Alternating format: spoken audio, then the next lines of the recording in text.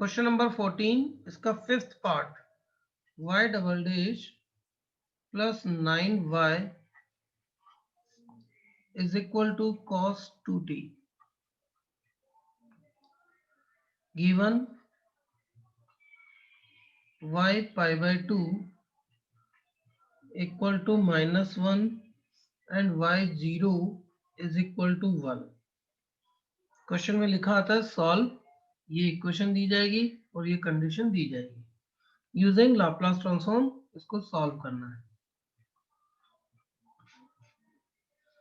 First step Laplace transform की, taking Laplace transform both side, taking Laplace transform both side.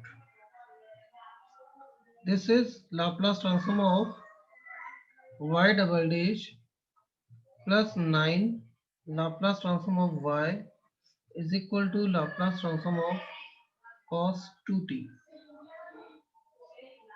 y double dash इसका Laplace transform हमने लिखा था direct formula s square ys minus s y0 minus y dash 0। ये तो direct formula Laplace transform of y double dash. फिर आता है plus 9 Laplace transform of y, इसको लिखेंगे हम ys, और cos 2t का Laplace transform s upon s square plus 4, s upon s square plus 4 using boundary condition.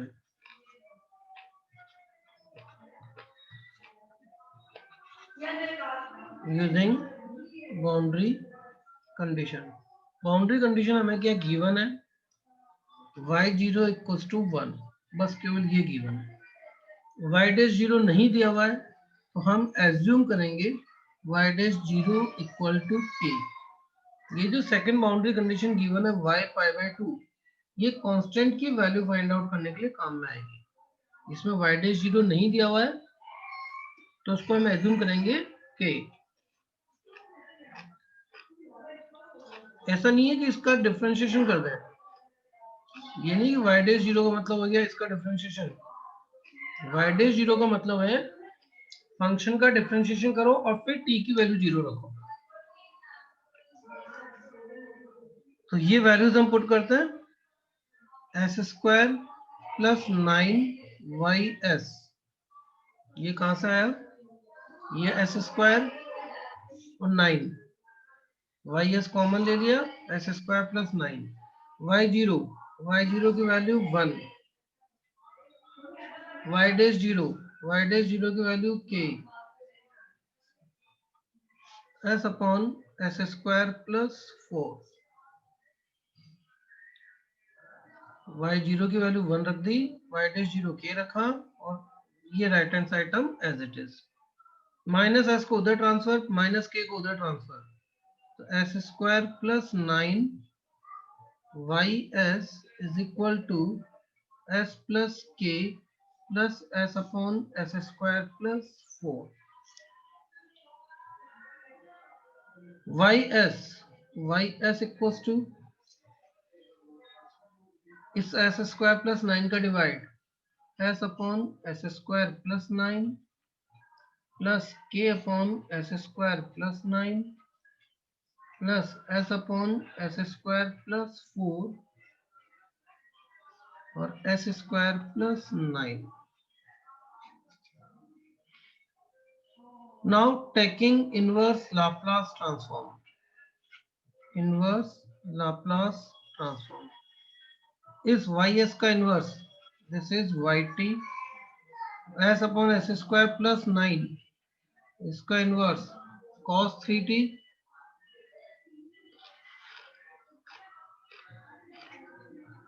k constant 1 upon s square plus 9, this is sin 3t upon 3 plus inverse of s upon s square plus 4 S square plus 9। इसका inverse कल बताया था मैंने, ऊपर 1 था केवल, इसमें से इसको माइनस करें तो हमारे पास टर्म आएगी 5, तो इसको हम करेंगे 5 से मल्टीप्लाइड एंड 5 से डिवाइड।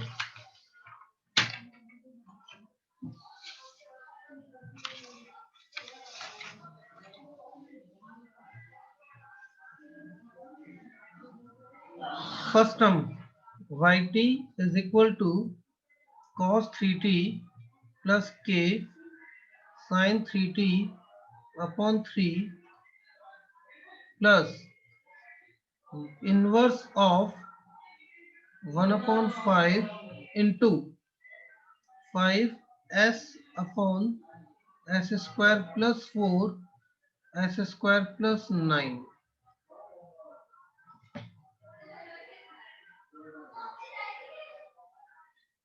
5 से मल्टीप्लाइड एंड 5 से divide.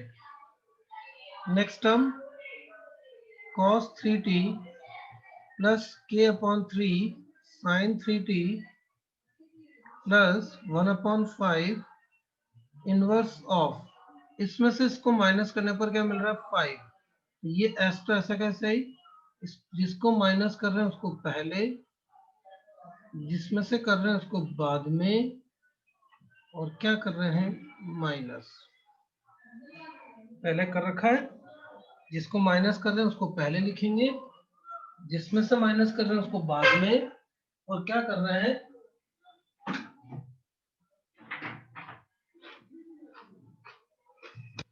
Minus. cos 3t plus k upon 3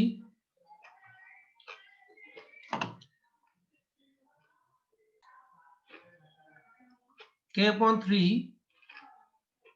sin 3t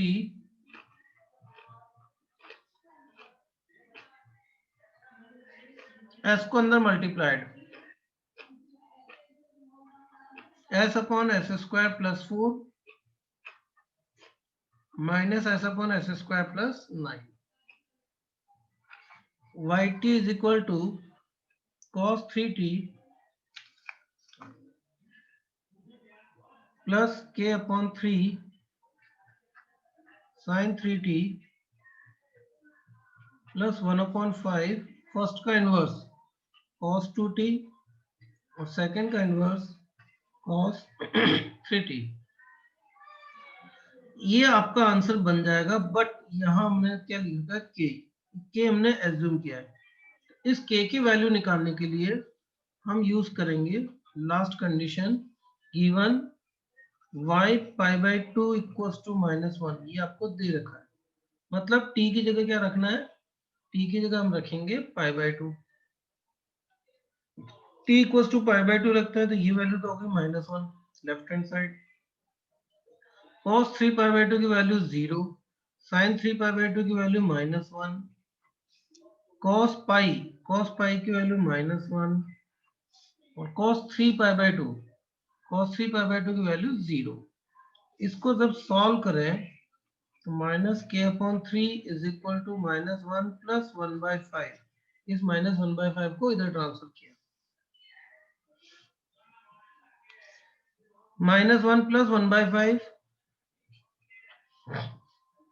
this is -4/5, तो k की वैल्यू हमारे पास आ गई 12/5।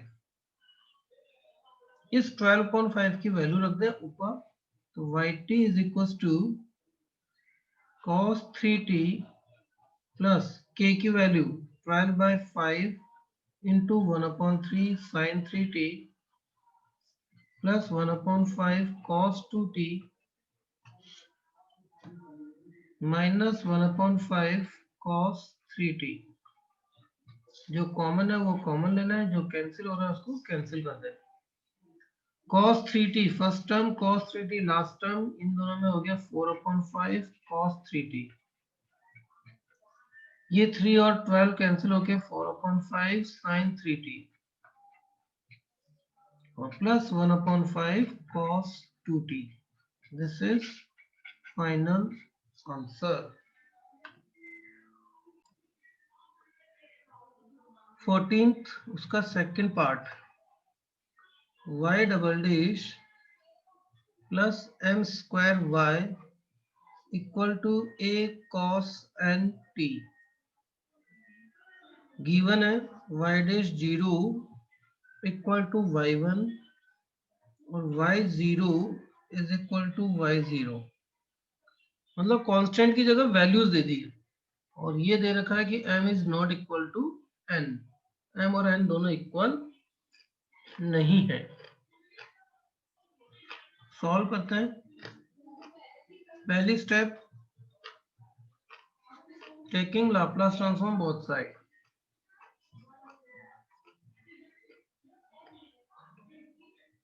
Laplace transform of y double dash plus m square Laplace transform of y equal to a Laplace transform of cos n t। ये तो हमने general केवल लिखा, दोनों तरफ Laplace transform of y double dash m square y और a Laplace transform of cos n t। इसका standard formula y double dash s square ys minus s y zero minus y dash zero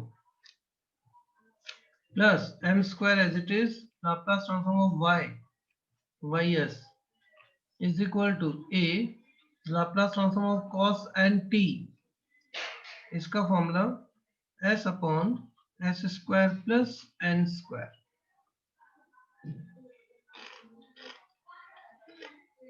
now using boundary condition,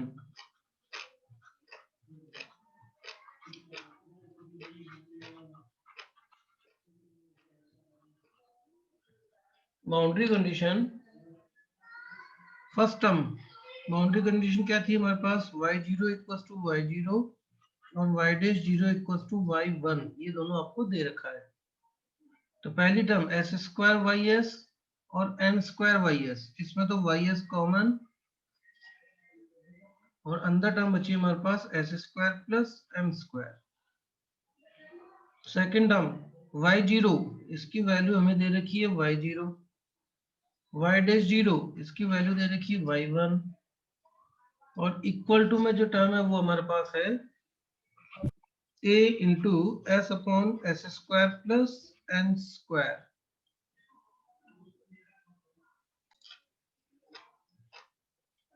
next term s y0 negative term उसको उधर transfer, y1 उसको भी उधर transfer, तो remaining term s square plus n square y s equal to s y0 plus y1 plus a s upon s square plus n square. S square plus n square से divide, तो y s equal to first term s upon s square plus n square into y0 constant, y1 1 upon s square plus n square plus a s upon s square plus m square into s square plus n square. इसको हटा रहा हूं यहां से, s square plus n square. Now taking inverse Laplace transform, taking inverse Laplace transform.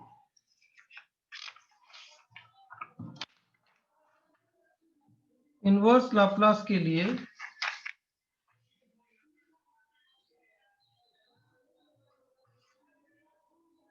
Y t y s का inverse तो हो गया, ये रहा वाई एस, इस वाई एस का इनवर्स तो हो गया हमारे पास y t equal to y0 constant s upon s square plus m square, इसका हो जाएगा cos mt y1 1 upon s square plus m square, इसका हो जाएगा sin mt upon m plus a और लास्ट टर्म का हमारे पास हो जाएगा, ये रही लास्ट टर्म, इसको हम लिखेंगे inverse of s upon s square plus m square और s square plus n square. अब केवल इस लास्ट टर्म को सॉल्व करना है। इसको सॉल्व करने के लिए अभी बताया था थोड़ी देर पहले, इसमें से इसको माइनस करें तो हमारे पास टर्म क्या बचेगी, m square minus n square. N square. First term as it is, second term as it is, m square minus n square से मल्टीप्लाइड और divide into s upon s square plus m square, s square plus n square. Again इसमें से इसको minus करने पर term मिल रही है m square minus n square, इसके direct partial fraction 1 upon m square minus n square inverse of ये as to as it is, जिसको माइनस कर रहे हैं उसको पहले, जिसको माइनस कर रहे हैं उसको पहले, जिसमें से कर रहे हैं उसको बाद में, और क्या कर रहे हैं माइनस।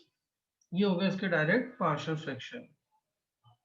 ये term as it is, second term as it is, a upon m square minus n square और इनवर्स ऑफ अंदर multiplied s upon s square plus n square minus inverse of 1 upon s square plus m square. yt final answer, yt is equal to, first term थी हमारे पास y0 cos mt, second term थी y1 sin mt upon m, third term हो गई a upon m square minus n square, s upon इसका तो हो जाएगा cos nt और सेकेंड टर्म का हो जाएगा cos mt। This is final answer.